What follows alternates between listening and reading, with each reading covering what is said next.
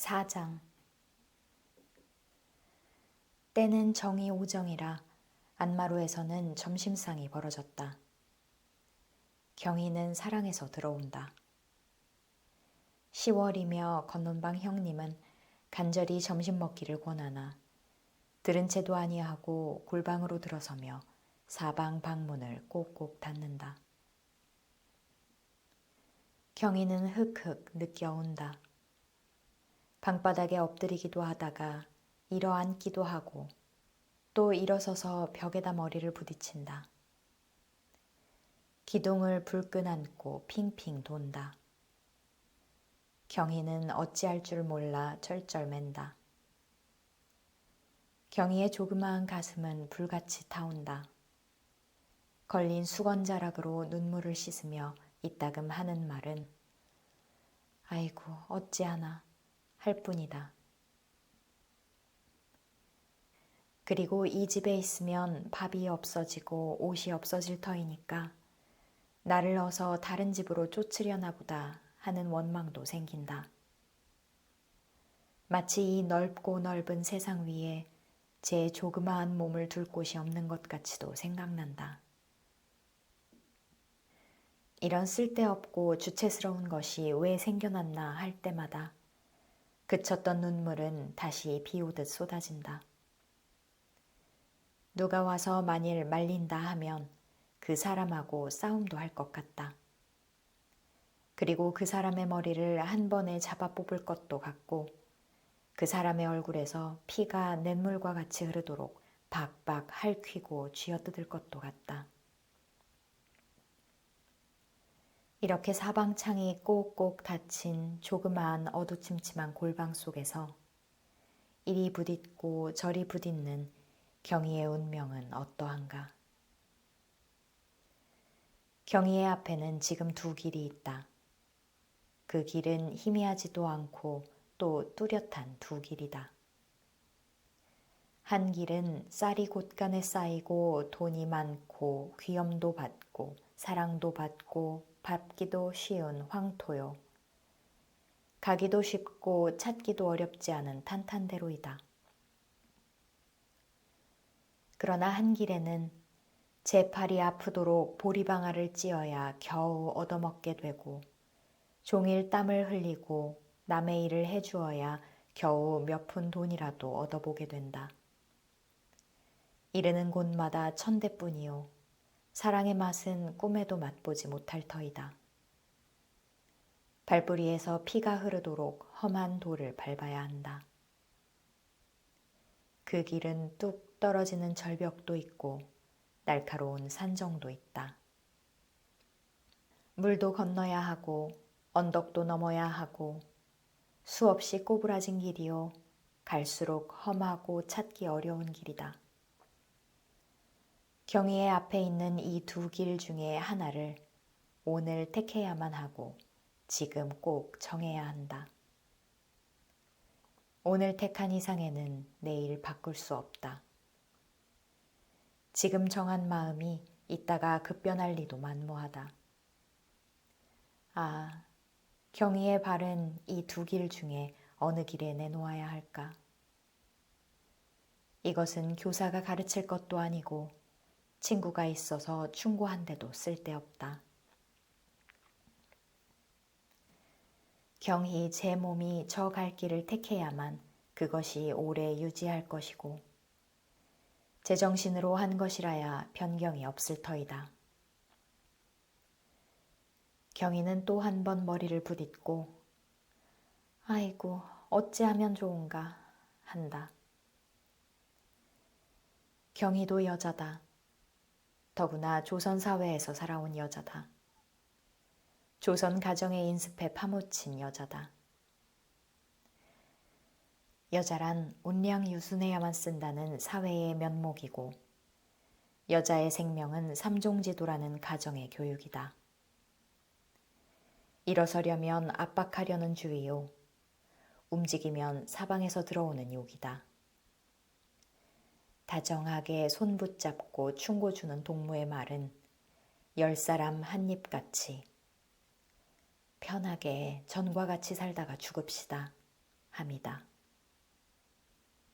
경희의 눈으로는 비단 옷도 보고 경희의 입으로는 약식 전골도 먹었다. 아, 경희는 어느 길을 택하여야 당연한가? 어떻게 살아야만 좋은가? 마치 길가에 탄평으로 몸을 들여 기어가던 뱀의 꽁지를 지팡이 끝으로 조금 건드리면 늘어졌던 몸이 바짝 오그라지며 눈망울이 대룩대룩하고 뾰족한 혀를 도끼 있게 자주 내미는 모양같이 이러한 생각을 할 때마다 경희의 몸에 매달린 두 팔이며 늘어진 두 다리가 바짝 가슴 속으로 뱃속으로 오그라들어온다. 마치 어느 장난감 상점에 내놓은 대가리와 몸뚱이뿐인 장난감같이 된다. 그리고 13관의 체중이 급작이 백지 한 장만치 되어 바람에 날리는 것 같다. 또 머릿속은 저도 알만치 띵 하고 서늘해진다. 눈도 깜짝일 줄 모르고 벽에 구멍이라도 뚫을 것 같다. 등에는 땀이 흠뻑 고이고 사지는 죽은 사람과 같이 차디 차다. 아이고, 어찌하면 좋은가. 경희는 벙어리가 된 것 같다. 아무 말도 할 줄 모르고 꼭 한마디 할 줄 아는 말은 이 말뿐이다. 경희는 제 몸을 만져본다. 왼편 손목을 바른편 손으로, 바른편 손목을 왼편 손으로 쥐어본다. 머리를 흔들어도 본다. 크지도 않고 조그마한 이 몸을 어떻게 서야 할까? 이 몸을 어디로 향하여야 좋은가? 경희는 다시 제 몸을 위에서부터 아래까지 훑어본다. 이 몸에 비단 치마를 내리고 이 머리에 비취 옥잠을 꽂아볼까? 대가땡 맏며느리 얼마나 위험스러울까? 새아기 새색시 노름이 얼마나 재미있을까? 시부모의 사랑인들 얼마나 많을까?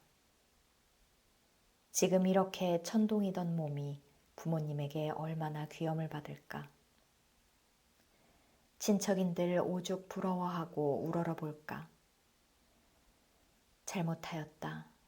아, 잘못하였다. 왜 아버지가 정하자 하실 때에 네, 하지를 못하고 안 돼요 했나? 아, 왜 그랬나? 어떻게 하려고 그렇게 대답을 하였나? 그런 부귀를 왜 싫다고 했나? 그런 자리를 놓치면 나중에 어찌하잔 말인가? 아버지 말씀과 같이 고생을 몰라 그런가 보다. 철이 아니 나서 그런가 보다. 나중에 후회하리라 하시더니 벌써 후회막급인가 보다. 아, 어찌하나. 때가 더 되기 전에 지금 사랑에 나가서 아버지 앞에 자복할까 보다. 제가 잘못 생각하였습니다. 고. 그렇게 할까? 아니다. 그렇게 할 터이다. 그것이 적당한 길이다. 그리고 귀찮은 공부도 고만둘 터이다. 가지 말라시는 일본도 또다시 아니 가겠다. 이 길인가 보다. 이 길이 밟을 길인가 보다. 아, 그렇게 정하자. 그러나 아이고, 어찌하면 좋은가. 경희의 눈은 말똥말똥하다. 전신이 천근만근이나 되도록 무거워졌다. 머리 위에는 큰 동철 투구를 들씌운 것 같이 무겁다. 오그라졌던 두 팔 두 다리는 어느덧 나와서 척 늘어졌다. 도로 전신이 오그라진다. 어찌하려고 그런 대담스러운 대답을 하였나 하고 아버지가 계집애라는 것은 시집가서 아들 딸 낳고 시부모 섬기고 남편을 공경하면 그만이니라 하실 때에 그것은 옛말이에요. 지금은 계집애도 사람이라 해요. 사람인 이상에는 못할 것이 없다고 해요. 사내와 같이 돈도 벌 수 있고 사내와 같이 벼슬도 할 수 있어요. 사내가 하는 것은 무엇이든지 하는 세상이에요. 하던 생각을 하며 아버지가 담뱃대를 드시고 뭐 어쩌고 어째?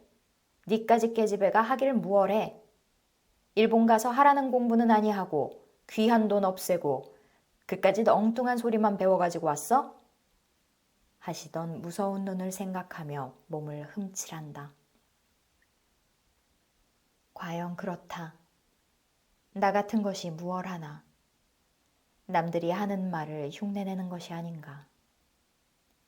아, 과연 사람 노릇하기가 쉬운 것이 아니다.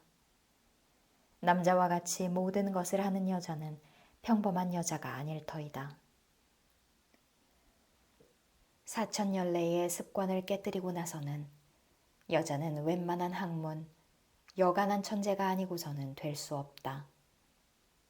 나팔윤 시대에 파리의 전 인심을 움직이게 하던 스라하루 부인과 같은 미묘한 이해력, 요설한 웅변, 그러한 기재한 사회적 인물이 아니고서는 될 수 없다. 살아서 오르렌을 구하고 사함에 불란서를 구해낸 짠다크 같은 백절불굴의 용진, 희생이 아니고서는 될 수 없다. 달필의 논문가, 명쾌한 경제서의 저자로 이름을 날린 영국 여권론의 용장, 휘트 부인과 같은 어론에 정경하고 의지가 강고한 자가 아니고서는 될 수 없다. 아, 이렇게 쉽지 못하다. 이만한 실력, 이러한 희생이 들어야만 되는 것이다. 경희가 이제껏 배웠다는 학문을 톡톡 털어보아도 그것은 깜짝 놀랄 만치 아무것도 없다. 남이 제 앞에서 춤을 추고 노래를 하나 참으로 좋아할 줄을 모르고 진정으로 웃어줄 줄을 모르는 백치 같은 감각을 가졌다. 한마디 대답을 하려면 얼굴이 벌게지고 어서를 찾을 줄 모르는 둔설을 가졌다. 조금 괴로우면 싫어, 조금 맞기만 하여도 통곡을 하는 못된 억병이 있다. 이 사람이 이러는 대로, 저 사람이 저러는 대로, 동풍 부는 대로, 서풍 부는 대로 쓸리고 따라가도 고칠 수 없이 쇠약한 의지가 들어앉았다. 이것이 사람인가? 이것을 가진 위인이 사람 노릇을 하잔 말인가? 이까짓 남들 다 하는 기역 니은쯤의 학문으로 남들도 지을 줄 아는 삼시 밥 먹을 때 오른손에 숟가락 잡을 줄 아는 것쯤으로는 벌써 틀렸다. 어림도 없는 허영심이다. 만일 고금 사업가의 각 부인들이 알면 코웃음을 웃을 터이다. 정말 엉뚱한 소리다. 아이고, 어찌하면 좋은가. 여기까지 제 몸을 반성한 경희의 생각에는 저를 맏며느리로 데려가려는 김판사집도 딱하다. 또 저 같은 천치가 그런 부귀한 댁에서 데려가려면 고개를 숙이고 네네 소녀를 바치며 얼른 가야 할 것이 당연한 일인데 싫다고 하는 것은 제가 생각하여도 괘씸한 일이다. 그리고 아버지며 어머니며 그 외 여러 친척 할머니, 아주머니가 저를 볼 때마다 시집 못 보낼까 보아 걱정들을 하는 것이 당연한 일인 것도 같다. 경희는 이제까지 비녀 쪽진 부인들을 보면 매우 불쌍히 생각하였다. 저것이 무엇을 알고 저렇게 어른이 되었나?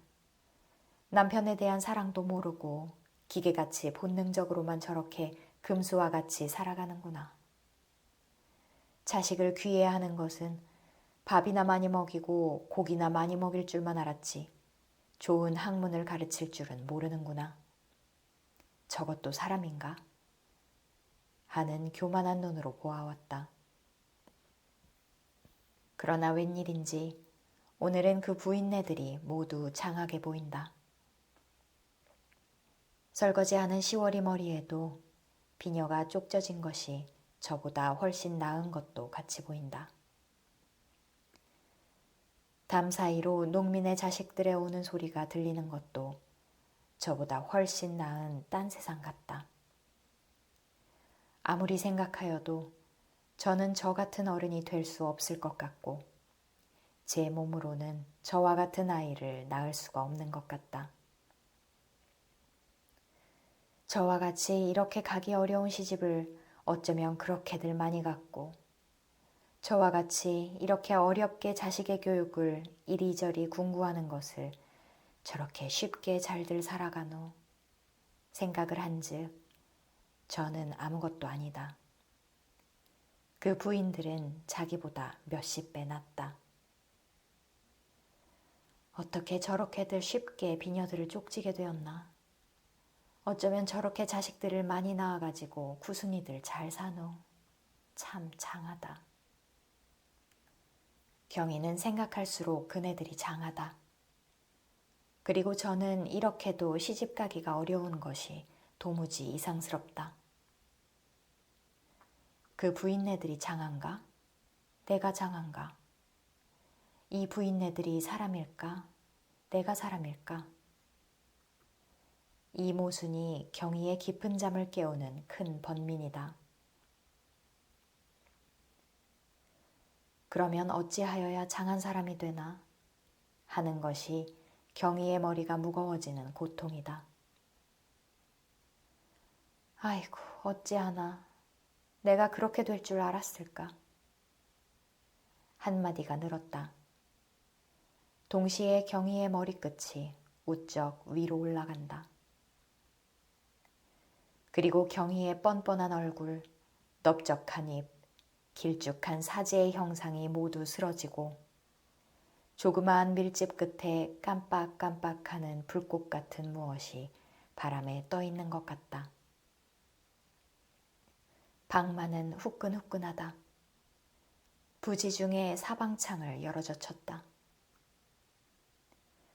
뜨거운 강한 광선이 벼랑간에 왈칵 대드는 것은 편쌈꾼의 양편이 육모 방망이를 들고 자 하며 대드는 것 같이 깜짝 놀랄 만치 강하게 쪼여 들어온다. 오색이 혼잡한 백일홍 활련화 위로는 연락부절이 호랑나비 노랑나비가 오고 가고 한다. 배나무 위의 까치 보금자리에는 까만 새끼 대가리가 들락날락하며 어미 까마귀가 먹을 것을 가지고 오는 것을 기다리고 있다. 뎁사리 그늘 밑에는 탑실개가 쓰러져 쿨쿨 자고 있다. 그 배는 불룩하다. 울타리 밑으로 굼벵이 잡으러 다니는 어미 닭의 뒤로는 5-6마리의 병아리가 줄줄 따라간다. 경희는 얼빠진 것 같이 멀거니 앉아서 보다가 몸을 일부러 움직이었다. 저것은 개다. 저것은 꽃이고 저것은 닭이다. 저것은 배나무다. 그리고 저기 매달린 것은 배다. 저 하늘에 뜬 것은 까치다. 저것은 항아리고 저것은 절구다. 이렇게 경희는 눈에 보이는 대로 그 명칭을 불러본다. 옆에 놓인 머리장도 만져본다. 그 위에 개어서 얹은 명주이불도 쓰다듬어 본다. 그러면 내 명칭은 무엇인가? 사람이지. 꼭 사람이다. 경희는 벽에 걸린 체경에 제 몸을 비추어 본다. 입도 벌려보고 눈도 꿈쩍여 본다. 팔도 들어보고 다리도 내어놓아 본다. 분명히 사람 모양이다. 그리고 들어놓은 탑실개와 군뱅이, 찌그러 다니는 닭과 또 까마귀와 저를 비교해 본다. 저것들은 금수, 즉 하등동물이라고 동물학에서 배웠다. 그러나 저와 같이 옷을 입고 말을 하고 걸어 다니고 손으로 일하는 것은 만물의 영장인 사람이라고 배웠다. 그러면 저도 이런 귀한 사람이로다. 아, 대답 잘했다. 아버지가 그리로 시집가면 좋은 옷에 생전 배불리 먹다 죽지 않겠니? 하실 때에 그 무서운 아버지 앞에서 평생 처음으로 벌벌 떨며 대답하였다. 아버지, 안자의 말씀에도 일단식과 일표음에 낙역제 기중이라는 말씀이 없습니까? 먹고만 살다 죽으면 그것은 사람이 아니라 금수이지요. 보리밥이라도 제 노력으로 제 밥을 제가 먹는 것이 사람인 줄 압니다. 조상이 벌어놓은 밥 그것을 그대로 받은 남편에 그 밥을 또 그대로 얻어먹고 있는 것은 우리 집 개나 일반이지요. 하였다. 그렇다. 먹고 죽으면 그것은 하등동물이다. 더구나 제 손가락 하나 움직이지 않고 조상의 재물을 받아가지고 제가 만들기는 둘째 쳐놓고 받은 것도 쓸 줄 몰라 술이나 기생에게 쓸데없이 낭비하는 사람이 아니라 금수와 같이 배 두드리다가 죽는 부자들의 가정에는 별별 비참한 일이 많다. 태히 금수와 구별을 할 수도 없는 일이 많다. 그런 자는 사람의 가죽을 잠깐 빌려다가 쓴 것이지 조금도 사람이 아니다. 저 뎁살이 그늘 밑에 드러누우려 하여도 개가 비웃고 그 자리가 아깝다고 할 터이다.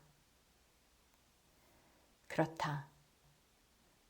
고로움이 지나면 낙이 있고 울음이 다하면 웃음이 오고 하는 것이 금수와 다른 사람이다. 금수가 능치 못하는 생각을 하고 창조는 해내는 것이 사람이다. 사람이 번 쌀, 사람이 먹고 남은 밥찌꺼기를 바라고 있는 금수. 주면 좋다는 금수와 다른 사람은 제 힘으로 찾고 제 실력으로 얻는다. 이것은 조금도 모순이 없는 사람과 금수와의 차별이다. 조금도 의심 없는 진리이다. 경희도 사람이다. 그 다음에는 여자다. 그러면 여자라는 것보다 먼저 사람이다.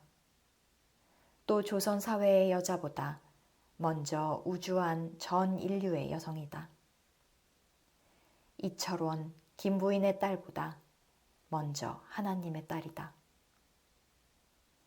여하튼 두말할 것 없이 사람의 형상이다. 그 형상은 잠깐 들씌운 가죽뿐 아니라 내장의 구조도 확실히 금수가 아니라 사람이다. 오냐, 사람이다. 사람으로 보이지 않는 험한 길을 찾지 않으면 누구더러 찾으라 하리. 산정에 올라서서 내려다보는 것도 사람이 할 것이다. 오냐, 이 팔은 무엇 하자는 팔이고 이 다리는 어디 쓰자는 다리냐. 경희는 두 팔을 번쩍 들었다. 두 다리로 껑충 뛰었다.